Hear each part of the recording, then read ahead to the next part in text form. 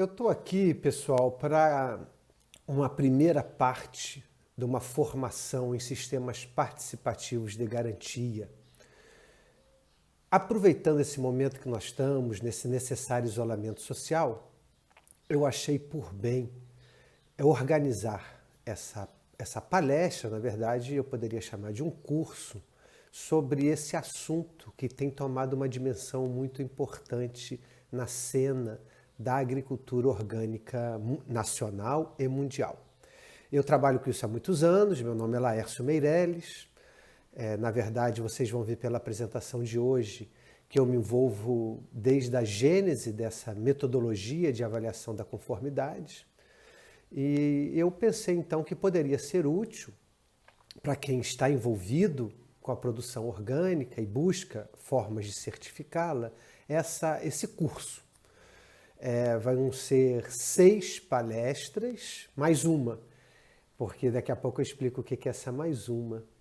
E pretendo que seja do agrado de vocês. Cada uma delas deve ter mais ou menos 45 minutos. Eu sei que pode parecer muito, mas é uma atividade de formação. Então, como está dito aí, uma formação em sistemas participativos de garantia, e o que eu quero abordar hoje são esses 4 pontos que estão aí na tela. Finalidade da certificação, surgimento da certificação orgânica, histórico da certificação participativa e o conceito. Brevemente vou passar pelo conceito hoje, porque pretendo retomar esse assunto na próxima aula. Aí está uma síntese dessa atividade, desse curso que eu estou me propondo a passar aqui pelo meu canal do YouTube. Aproveito para dizer para vocês que quem quiser se inscrever vai receber sempre as notificações do que eu postar aqui no canal. E é bom para mim também ter mais inscritos no canal, ele é mais visto, mais visualizado. Aí estão as 6 partes, as 6 palestras que eu pretendo trabalhar, e vocês vão ver que na parte 2 está escrito ali anexo, Carta de Princípio dos Fóruns do SPG. Eu pretendo fazer uma apresentação à parte, lendo essa carta de princípios de maneira comentada. Acho que pode ser útil, pretendo que seja útil e do agrado de vocês. Aí nós vamos então começando com a finalidade ou vantagem da certificação. Vocês estão vendo aí que eu coloco um símbolozinho, o selo da ISO. A ISO, digamos assim, essa empresa ou essas normas, melhor dizendo, que têm a sede na Suíça e que avaliam procedimentos de empresas pelo mundo afora e se consagrou e é seguramente o mecanismo de certificação mais conhecido. Esse slide aqui tem a finalidade também de dizer para vocês que certificação, obviamente, mas é um óbvio que precisa ser dito, não é uma invenção do mundo da agricultura orgânica. A certificação na sociedade contemporânea está em várias atividades nossas. Então, o celular pelo qual eu estou conversando com vocês, ou o computador no qual eu fiz essa apresentação, eles são certificados e vários dos seus componentes são certificados. A lâmpada que está acesa nesse momento, ela também é certificada. E assim vai. Repito, o processo de certificação, de garantia de que o produto apresenta determinadas características, não está apenas na agricultura orgânica. Repito, é um óbvio que precisa ser verbalizado, está em vários setores da sociedade. E aí estão algumas das vantagens da certificação. Agregar valor, melhorar a percepção do consumidor em relação a determinado produto, comunicar ao consumidor uma qualidade específica, fornece uma garantia, um compromisso, uma espécie de compromisso público com a qualidade, permite a entrada em determinados mercados e estimula a melhoria contínua da qualidade. Esse já é um benefício, digamos, para dentro da certificação, para os nossos processos. Todas essas vantagens aqui, elas se servem para vários setores da sociedade. No nosso caso da produção orgânica, da mesma forma. Da mesma forma, essas vantagens são as vantagens que nós vamos encontrar se nós certificarmos o nosso produto. Aí eu queria falar, já entrando no que nos interessa, da certificação orgânica do início. A agricultura orgânica, olha só, a agricultura orgânica é entendida como essa agricultura ou melhor dizendo, essa agricultura orgânica que diz um não ao agrotóxico. Porque se eu falar em agricultura tradicional, dos povos e comunidades tradicionais, dos povos originários, bom, a agricultura orgânica foi feita através dos milênios. Quando eu estou me referindo aqui que ela surgiu nos anos 20 e o processo de certificação mais ou menos nos anos 40, eu estou me referindo à agricultura orgânica que vem se contrapondo ao uso de agrotóxico na agricultura. Alguns de vocês conhecem essa história, mais nos anos 20 que começa a surgir essa oposição. Na verdade, ela vem antes. Mas o termo agricultura orgânica foi cunhado por Albert Howard na década de 20 do século passado, década de 20 do século 20. E esse termo pegou, né? É o termo mais usado mundialmente, ainda que outros também sejam usados. Bom, a partir do momento que surgiu a agricultura orgânica, surgiu um natural desejo do agricultor de ver reconhecido o seu esforço de fazer uma produção orgânica. Eu não vou usar outras denominações, ainda que poderia, vou me ater à denominação agricultura orgânica. E vários agricultores queriam ver reconhecido esse esforço e alguns consumidores também começaram a se interessar em consumir produtos sem veneno. E esse link começou a ser feito entre campo e cidade. E aí também começa a surgir assim, uma espécie de garantia, né? Como é que meu produto garanto que ele é sem veneno? Porque eu estou aqui envolvido num grupo, eu sou conhecido, você me conhece.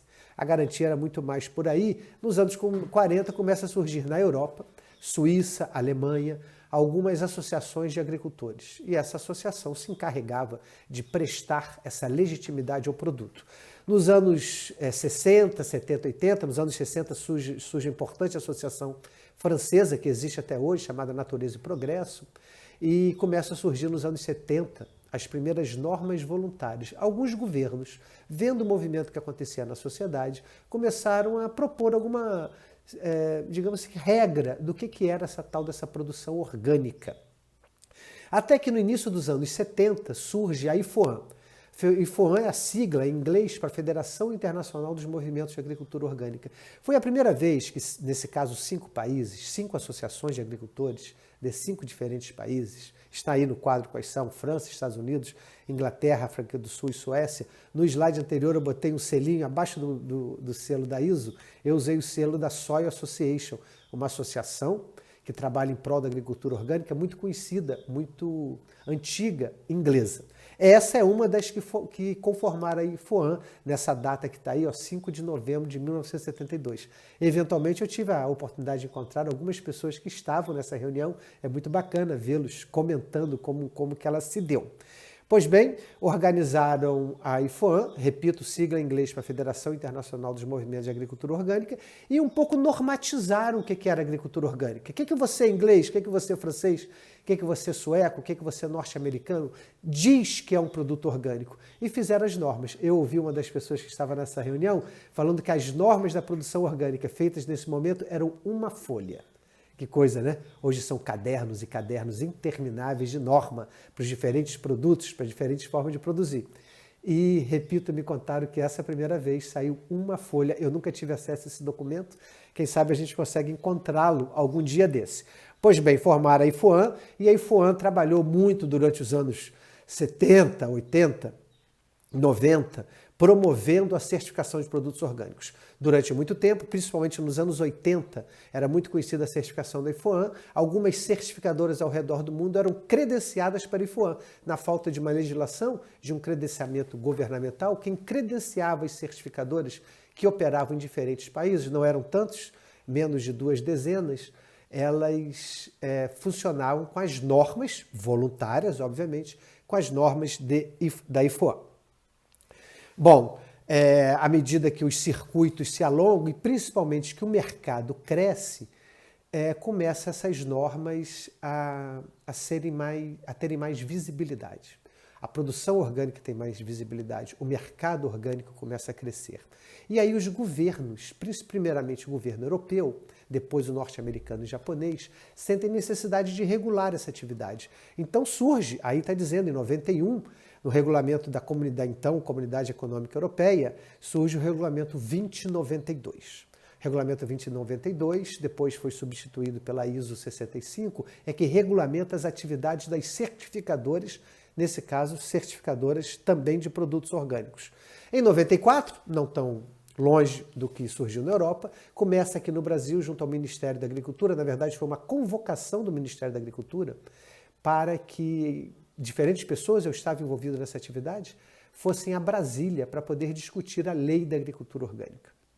Bom, não vou contar aqui, mas alguns de nós, a BIO, Associação Biológica do Rio de Janeiro, então nós que estávamos envolvidos então na Cooperativa Ecológica Colmeia, assim como a Coopernatura, uma cooperativa de produtos naturais que existia no Rio de Janeiro, também o pessoal de Brasília, nos mobilizamos nessa ocasião em 1994, para impedir que essa legislação fosse feita. Por quê, pessoal? Vou contar para vocês por que a gente se mobilizou para impedir essa legislação. Porque o Ministério da Agricultura queria que a gente, em 3 dias, aprovasse uma lei que iria ter um impacto muito grande nas diferentes recentes iniciativas de produção orgânica no país. Nós achamos que era muito precipitado formatar uma lei dessa maneira e conseguimos adiar esse processo. Na verdade, adiamos bastante. Nós vamos ver ao longo da apresentação que apenas em 2003 saiu a lei e em apenas 2010 ela começou a vigorar já regulamentada. Está aí nessa foto, né, a vigência do marco legal no Brasil. Foi só em 2010. Essa fotografia que está nessas fotos são tiradas na Biofac. Na Alemanha, todo mês de fevereiro, acontece a maior feira de produtos orgânicos do mundo e essas fotos são tiradas lá. E aí a proliferação de selos, né? Isso é um fenômeno dos anos 90, também segue acontecendo, na primeira década desse século que nós estamos agora, aconteceu com muita força. Muitos selos, muitas certificadoras vendo também essa oportunidade com o mercado. Eu não vou aqui nessa apresentação contar os detalhes que são muito interessantes, mas eu vou falar de uma maneira geral o seguinte. Vocês viram que eu comentei que desde os anos 40 começam a surgir as associações de produtores orgânicos e que começam de alguma maneira a certificar sua produção. Olha que interessante. Em 91, quando sai o regulamento 2092, uma das características desse regulamento é que produtor não podia certificar sua produção. A associação de produtores não podia certificar a produção dos seus membros. Então é necessário desvincular o processo de certificação da associação de produtores. Uma exigência da lei. Muitos desses produtores se desvincularam a sua estrutura de certificação, mas assim, se eu posso dizer, seguiam todos amigos. Olha, você vai lá cuidar da certificação, porque a lei aqui assim impõe, e nós ficamos aqui cuidando da produção e dos outros interesses coletivos dos produtores. Mas o passar dos anos fez com que isso que fosse criado de maneira muito harmônica fosse se distanciando. A certificação foi tomando uma necessária, segundo as regras da comunidade europeia, nos Estados Unidos e Japão não é diferente, um necessário distanciamento entre quem certifica e quem produz.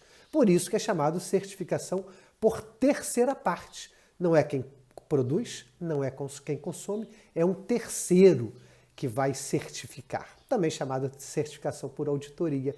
Então essas associações iniciais se viram obrigados pela lei a descolar a certificação do seu dia a dia, e esse descolamento cresceu com o tempo. Então eu comentei para vocês que nos anos 60 foi criada a Natureza e Progresso, a Ecocert, certificadora francesa, sai desse núcleo da Natureza e Progresso e depois se distancia. Da mesma forma, a IAB, Associação Italiana de Produtores Biológicos, que é o nome que eles utilizam, cria o ICEA, Instituto de Certificação, acho que Ética Ambiental, se eu não me engano, e o ICEA, ao longo dos anos, só agora, há 15 anos atrás, se descola totalmente da IAB. Por quê? Porque produção não podia andar junto com a certificação. A gente vai ver daqui ao longo dessa atividade, não só nessa palestra de hoje, mas nas próximas 5 ou 6, como que a certificação participativa propõe exatamente o contrário, que nós andemos junto e misturado, que os próprios agricultores são capazes, com a metodologia apropriada, de gerar a credibilidade necessária para a sua produção. Com isso, a gente pode evitar uma história que não foi bonita na Europa, esse descolamento que acabou criando um distanciamento desnecessário entre atores envolvidos no processo de produção, garantia e comercialização da produção. Aí eu vou já direto para a invenção brasileira, que são os sistemas participativos de garantia. Eu vou contar ao longo dessa apresentação porque eu afirmo categoricamente que é uma invenção brasileira.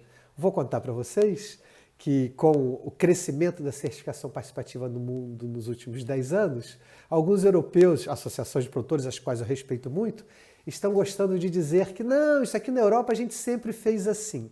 Não leio desta maneira, não fizeram assim. Não tiveram a capacidade de propor algo diferente na sua legislação, aceitaram a lei tal como foi desenhada e separaram, como eu acabei de contar, a produção, comercialização, outros interesses dos agricultores da certificação. A certificação participativa surgiu, eu vou contar isso agora, dizendo um não a essa necessidade dessa separação, e nós aqui no Brasil conseguimos montar o nosso marco legal aceitando que esses processos fossem feitos de maneira coletiva. Então não é verdade que na Europa começou os SPGs, ainda que é verdade, e por isso eles afirmam assim, que o início dessas associações de produtores era uma espécie de sistema participativo de garantia, mas esse nome não era utilizado e nem essa ideia foi tida quando a legislação europeia se impôs em 1991. Por isso que eu afirmo em alto e bom som e mantenho essa afirmação que os sistemas participativos de garantia são uma invenção brasileira, são uma invenção nossa. Como nós gostamos de dizer, é uma invenção tupiniquim. E não acho correto que tentem nos tirar esse mérito, porque é um mérito. Bom, eu estou aqui colocando uma proposta de definição, que é do Fórum Latino-Americano de Sistemas Participativos de Garantia, ainda que eu pretenda trabalhar mais a definição na próxima apresentação, não hoje. Mas achei que ficava bom a gente começar a falar dos SPGs, antes do histórico, com uma definição. Então aqui eu vou ler para vocês o sistema de garantia de qualidade construído a partir do empoderamento das comunidades.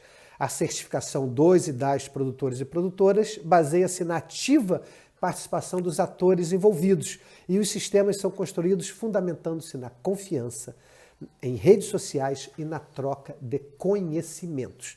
Daqui a pouco eu vou falar como surgiu o Fórum Latino-Americano de SPGs. Nós temos mais de uma definição para SPGs, a legislação brasileira propõe uma, legislação de outros países propõe outra, a Rede Ecovida tem a sua, o Fórum Brasileiro e o Fórum Latino-Americano compartem essa que acabamos de ler. O Ministério da Agricultura, né, a nossa legislação propõe um conceito também de sistemas participativos de garantia, mas são todos parecidos. Não são iguais, mas são parecidos. E esse aqui, para mim, é uma boa síntese em relação a esses. A IFOAM também, que é usado em vários locais do mundo, propõe um conceito. Semana que vem eu vou trazer ele para vocês. Semana que vem, na próxima apresentação, eu vou trazer ele para vocês. Mas eu resolvi adotar esse aqui do Fórum Brasileiro, que para mim é uma boa síntese. E aqui eu vou contar por que surgiram os SPGs. Esse porquê é amplo, eu não vou estender muito agora, mas eu vou falar nesses dois. Primeiro, num vazio deixado pela terceira parte. Os SPGs surgem em contraposição à certificação por terceira parte, por não aceitar a proposta metodológica e os altos custos da certificação por terceira parte. Eu não estou dizendo aqui que existe uma briga entre SPG e certificação participativa. Eu estou dizendo que surgiu com uma profunda discordância. E durante os 10 primeiros anos essa convivência não foi simples, não foi fácil.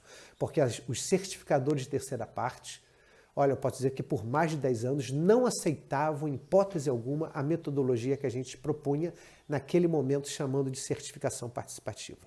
Cansei de participar de fóruns nacionais, de debates através de artigos e de fóruns internacionais com certificadores que não aceitavam o que nós propunhamos como certificação participativa. E o diálogo sempre foi o mesmo. Como que vai entregar o galinheiro para a raposa tomar conta? Acho horrível essa expressão. Nós não estamos falando aqui nem de galinhas, nem de raposas. Sempre verbalizei isso. E como que o agricultor vai certificar a ele próprio, a autocertificação? Olha, eu vou contar que eu não tenho problema com a autocertificação, mas não é isso que a certificação participativa propõe. Ela propõe uma metodologia de mútuo reconhecimento, de mútuo aval e mútua avaliação. Ao longo das 6 conversas nossas, eu vou explicando isso mais e melhor. Então, a certificação participativa surge como uma oposição à terceira parte, a dizer assim, esses custos são muito altos para a realidade da agricultura familiar E a agricultura familiar, povos e comunidades tradicionais, assentados de reforma agrária, camponeses, camponesas, etc.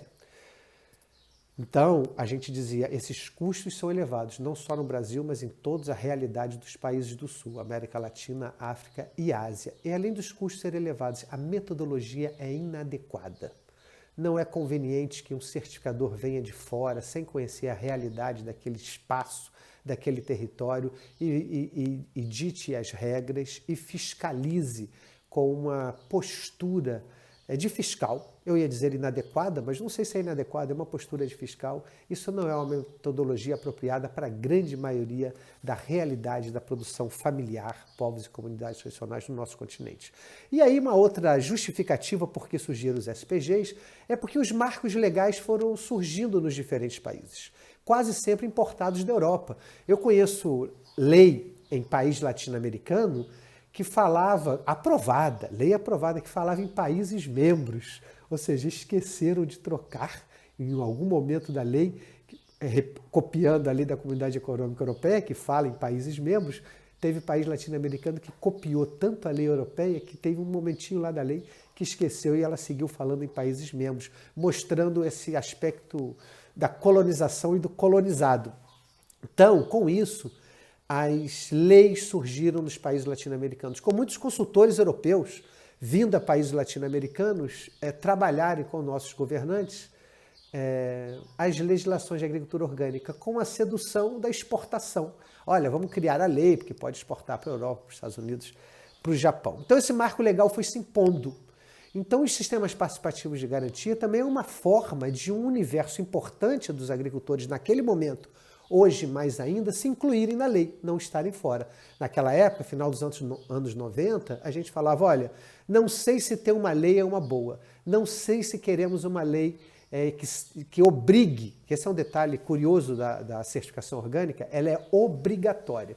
Não sei se queremos uma lei que nos obrigue a certificar, mas se ela vier, que pelo menos ela inclua os sistemas participativos de garantia.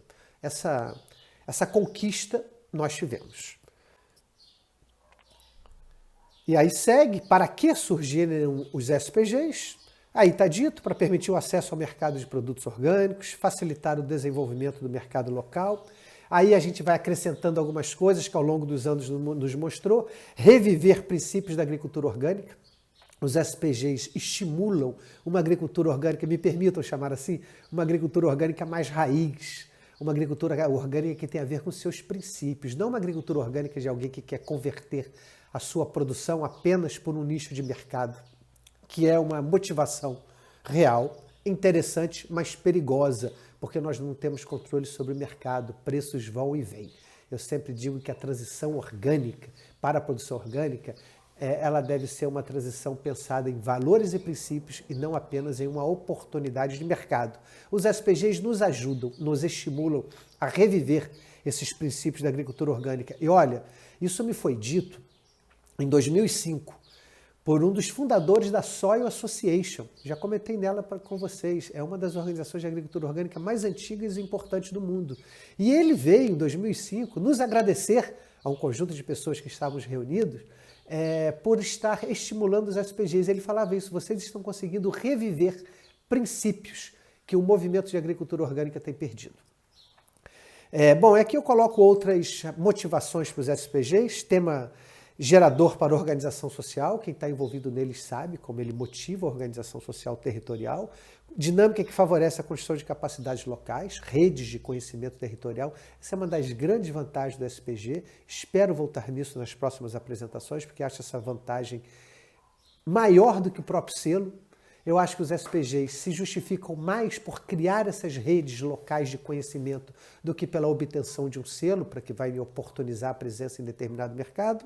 E, por último, está escrito aí, para fortalecer a relação entre produtores e consumidores. Bom, agora vocês vão me permitir fazer um pouco arqueologia. Já fiz um pouquinho, eu brinco que é arqueologia, porque já faz quase 30 anos dos SPG, já está virando arqueologia. Aí são 3 selos bonitos, né, da Ecovida, da ACS, do Acre e da Bio. três das primeiras organizações que começaram a trabalhar esse tema ainda nos anos 90. Feira Ecológica da Colmeia, aí que surge, pessoal. Eu acho assim, eu poderia usar os 45 minutos, já foram 25, eu pretendo usar no máximo 45, da minha apresentação só falando desse momento, porque eu vivi intensamente. Mas eu vou ter que ser breve. Essa é a Feira Ecológica da Colmeia, surgiu em 14 de outubro, Cooperativa Ecológica Colmeia, uma importante cooperativa de produtos ecológicos que surgiu em Porto Alegre na década de 70, olha bem. Na década de 80, eles organizam a primeira Feira de Agricultores Ecológicos do Brasil. E a chamada FAI, Feira dos Agricultores Ecológicos, muitos de nós sempre chamamos como a Feira da Colmeia, Feira Ecológica da Colmeia. Nessa feira, em 91, justamente, só posteriormente é que eu me dei conta disso, eu estava na feira, estava na primeira feira, em 91 surgiu essa ideia de que tínhamos que certificar. Algumas pessoas que frequentavam a feira, europeus, traziam a notícia de que na Europa a certificação era obrigatória, nós também deveríamos certificar nesse produto. Vou dizer para vocês a síntese de por que isso nos pareceu estranho e por que surgiu a certificação participativa. Simplesmente os feirantes reunidos dizíamos, mas por que agora nós teremos que pagar para que alguém diga o que nós sabemos que somos, produtores ecológicos? Então nós não gostamos da ideia da certificação. E começamos a falar que na feira nós não íamos certificar os nossos produtos. Só que aí teve um detalhe. Aí pelo ano de 92, a gente começou a notar que os consumidores ou algumas pessoas estavam interpretando que o fato de nós dizermos não à certificação era um pouco um receio nosso pela qualidade da nossa produção, o que não era absolutamente verdade. Então nós tivemos que mudar o discurso. Nós deixamos de falar que os produtos não eram certificados e começamos a falar que os produtos eram certificados por uma metodologia diferente. E chamamos de certificação participativa. Vou contar para vocês que eu não sei quem deu esse nome. Mas esse nome surgiu no que nós tínhamos chamado NTA, Núcleo Técnico Agronômico da Cooperativa Ecológica Colmeia. A agrônoma Glaci, minha amiga Glaci Alves Campos, era quem coordenava o NTA, Núcleo Técnico Agronômico da Cooperativa Ecológica Colmeia. E esse nome surgiu ali. Eu acho que foi a Glaci que inventou esse nome. Por que eu estou citando o nome dela e dizendo que eu acho que foi ela que inventou? Porque esse nome ganhou mundo e surgiu ali. Certificação participativa. E esse é o primeiro selo que eu conheço de certificação participativa. Se vocês estão conseguindo ler, foi feito em 92, talvez 93, eu não consegui precisar essa data. Certificação participativa agricultor-consumidor, alimento ecológico, produto orgânico. E esse selo, gente, demorou meses para nós chegarmos a ele, para poder conformá-lo. E repito, eu ponho até a foto em preto e branco para mostrar para vocês como é antiga essa ideia, essa história.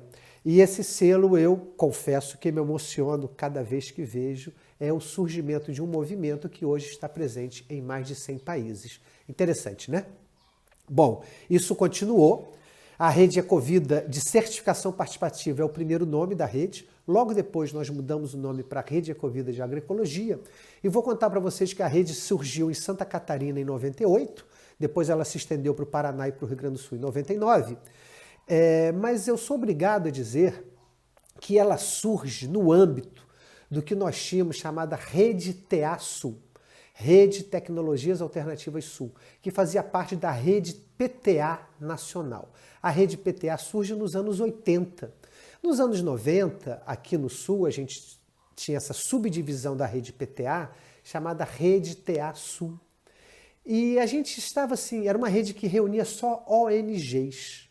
Centro Ecológico, do qual eu sou coordenador há muitos anos, Centro de Tecnologias Alternativas Populares, o CETAP, Centro de Apoio de Promoção do Agricultor, o CAPA, o Centro Vianney, em Lages, a Rureco, no Paraná, a Cessoar, no Paraná, eram ONGs que faziam parte da rede TA Sul.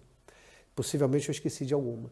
E essa rede, em dado momento, 95, 96, 97, incorpora esse assunto, essa discussão da certificação participativa, que o Centro Ecológico tirava ali do Núcleo Técnico Agronômico da Colmeia, do qual nós éramos participantes ativos e levávamos para a Rede TA-Sul.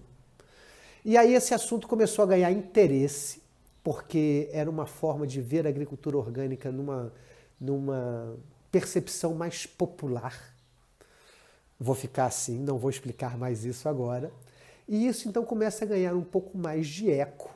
Eu sei que o nome orgânico, fazendo parênteses, o nome orgânico não é o nome mais palatável para muitos daqueles que me ouvem, mas eu não vou entrar nessa conversa orgânica, ecológico, agroecológico, nessas apresentações eu não vou entrar nessa conversa. Quando eu falar da legislação, eu vou falar como a legislação trata esses diferentes adjetivos ou esses diferentes conceitos.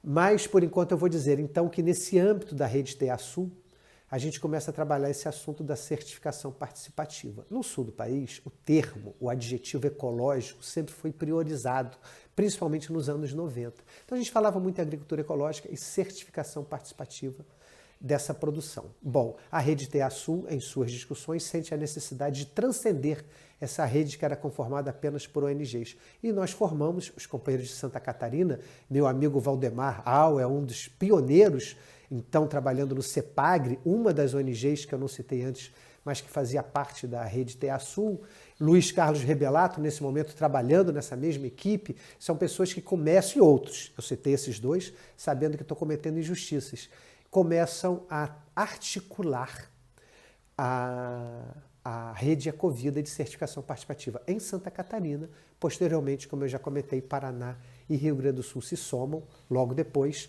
E depois, em 2001, se eu não me engano, a gente muda o nome para a Rede Ecovida de Agroecologia. A Rede Ecovida de Certificação Participativa, hoje de Agroecologia, é a grande referência no Brasil e no mundo em relação à certificação participativa. Não é à toa, é porque ela deu uma cara maior àquela iniciativa que tinha surgido na Cooperativa Ecológica Colmeia, no seu núcleo técnico agropecuário. Antes eu falei agronômico, né? Mas a gente chamava agropecuário. Então, a Rede Ecovida dá essa visibilidade maior. E ela entra num debate nacional sobre esse método de avaliação da conformidade, sobre esse método de certificação.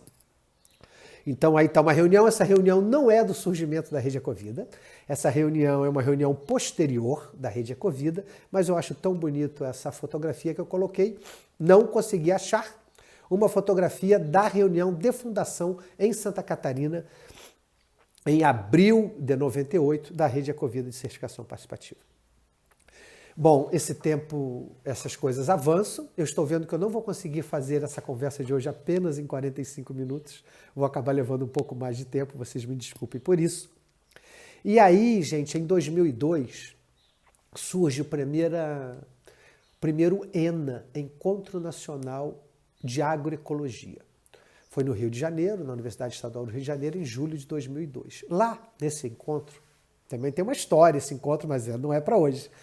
Nesse encontro, um grupo pequeno, o encontro era muito grande, mais de 1000 pessoas do Brasil inteiro, um grupo pequeno se reúne e decide formar um coletivo que avançasse na elaboração do marco legal brasileiro. Primeiro na legislação e depois no marco legal.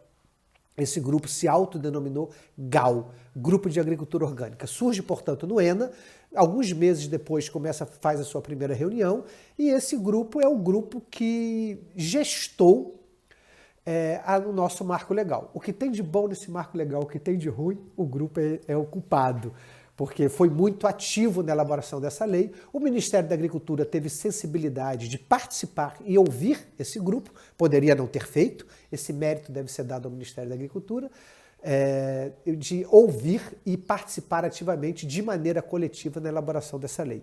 O Instituto Ministério do Desenvolvimento Agrário, financiou, apoiou várias dessas reuniões.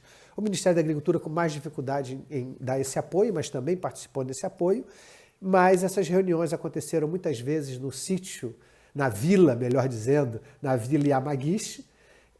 Nosso amigo Romeu Leite nos franqueava a Vila Amaguis e muitas dessas reuniões foram lá. Não apenas lá se deram essas reuniões, durante, aqui estou falando de 2002, durante os próximos 6, 8 anos, muitas reuniões foram feitas para conformar o marco legal da agricultura orgânica no Brasil. Bom, vocês veem que eu tenho que correr com o assunto e eu aqui quero falar dessa reunião em 2004. Nós já tínhamos a lei brasileira, a lei de 2003, né, dezembro de 2003, da lei 10.831. E então isso eu particularmente, desculpe falar em nome pessoal, mas eu tratei nos fóruns internacionais que eu participava, principalmente através do MAELA, Movimento Agroecológico da América Latina e do Caribe, eu levava o assunto da certificação participativa, porque estava no meu sangue, e também levava que o Brasil, a gente aprovou uma lei que inclui a certificação participativa. Uma meia-verdade. Sabe por que é uma meia-verdade, gente? Porque a nossa lei não fala em certificação participativa. Eu sempre digo que os legisladores e o Ministério da Agricultura ainda não estavam preparados para isso. Então, na lei, tem lá no parágrafozinho do artigo 3º que fala que serão aceitas diferentes formas de certificação no país. Mas não conseguimos fazer passar a certificação participativa na lei. Depois do marco legal ela entra. Tudo bem, cada coisa no seu tempo, cada um no seu tempo. Eu digo, infelizmente, a nossa lei não verbaliza o termo certificação participativa. Eu gostaria que se assim fosse, e na época a gente falava isso, a Rede Ecovida falava isso, mas não foi o que conseguimos. Eu comentei para vocês antes, nós sempre tivemos muita oposição em relação a essa certificação, por parte das certificadoras. E o Ministério da Agricultura, nesse momento, ouvia muitas certificadoras e nós acabamos não conseguindo fazer passar o termo certificação participativa, por isso ele não está na lei. Quando eu trabalhar a lei, nessas atividades daqui para frente, eu vou falar um pouquinho mais disso.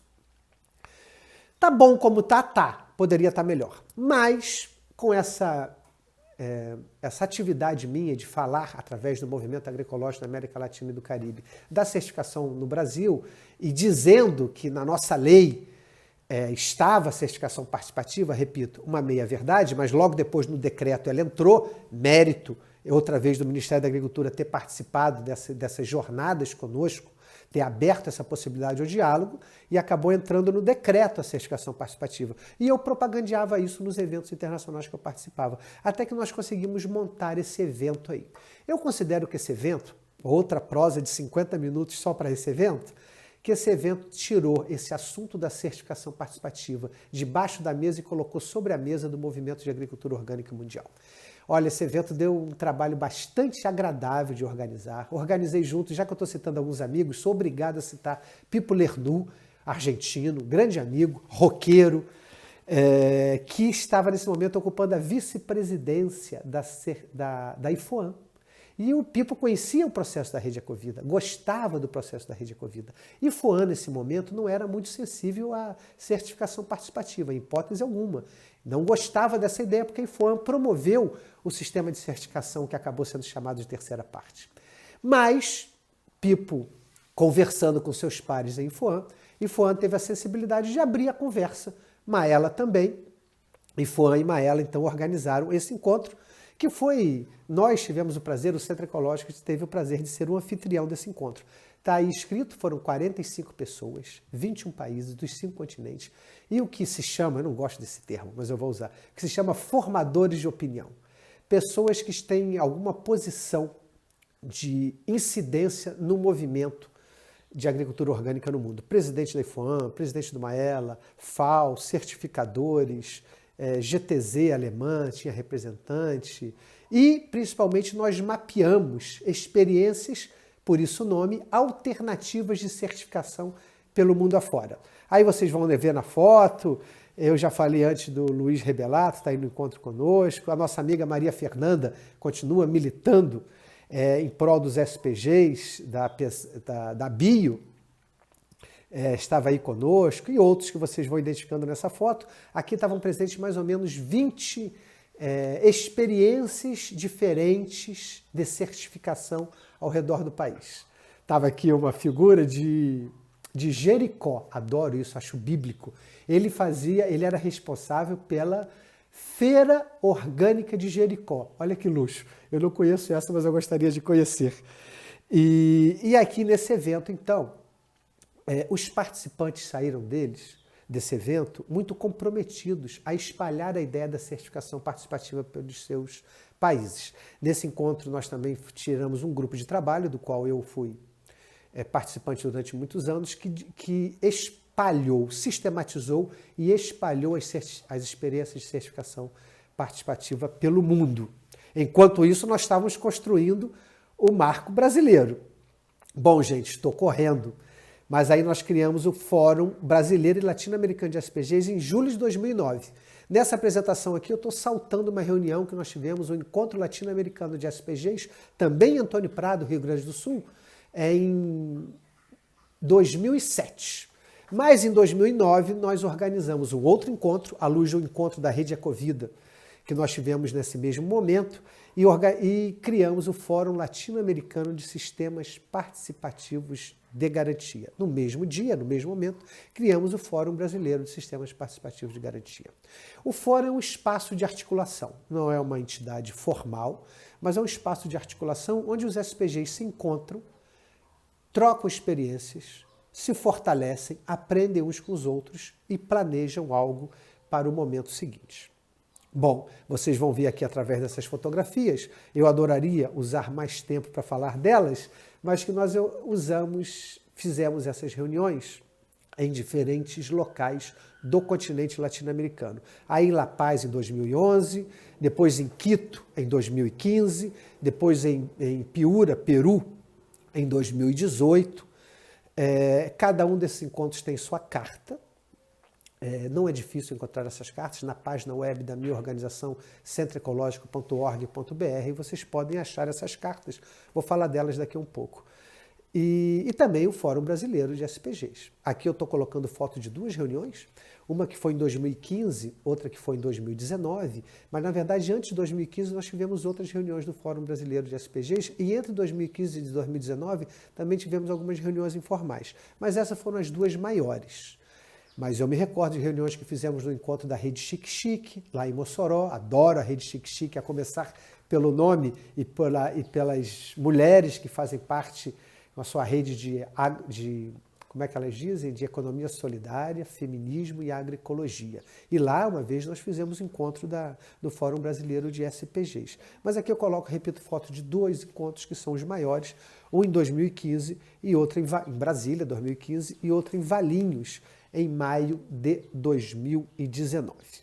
Agora, para ir terminando, gente, eu vou citar 2 ou 3 trechos das cartas do Fórum Latino-Americano de SPGs.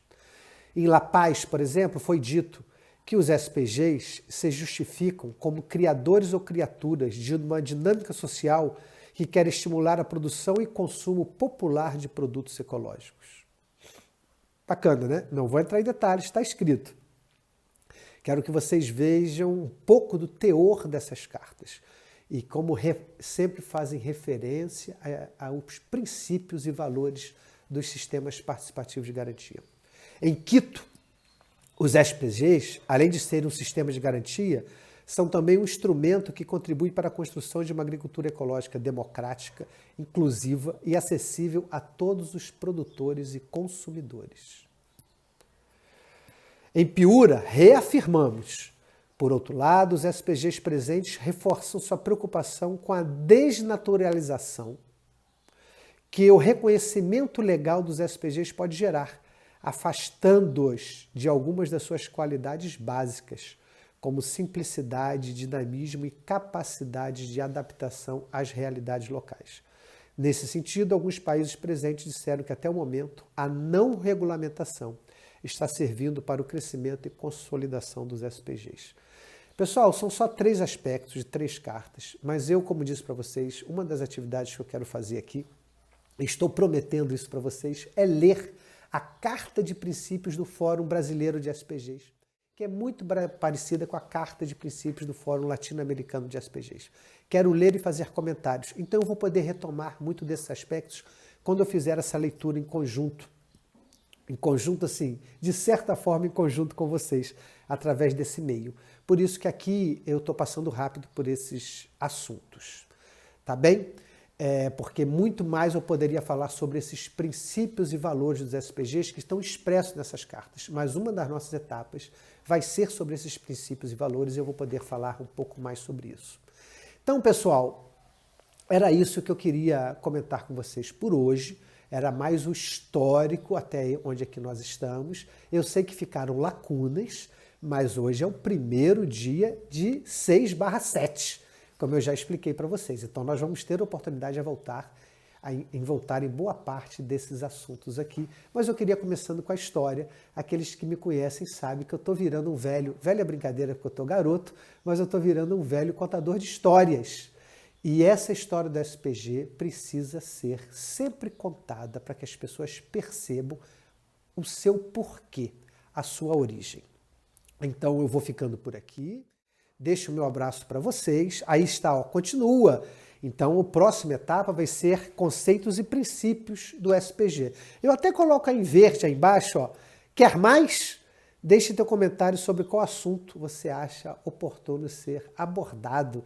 Porque nesse tempo de isolamento social, como eu disse no início, a gente vai fazendo mais dessas atividades à luz do que a gente sabe, né? Obviamente, se a gente não sabe, a gente não vai poder atender as demandas que vierem. E era isso por hoje, pessoal. Eu já comentei antes, quem quiser receber essa apresentação, entra em contato comigo. Se puder deixar um comentário nessa apresentação, eu agradeço e deixa no próprio comentário com o que quiser. Prefiro elogios, mas se tiver críticas são bem-vindas. E deixa também o endereço de e-mail que eu mando essa apresentação para quem quiser, aberta em PowerPoint, como eu sempre faço, sem custo nenhum. A ideia é espalhar a ideia, tá bem? Era isso por hoje, um abraço para todos vocês e até a próxima.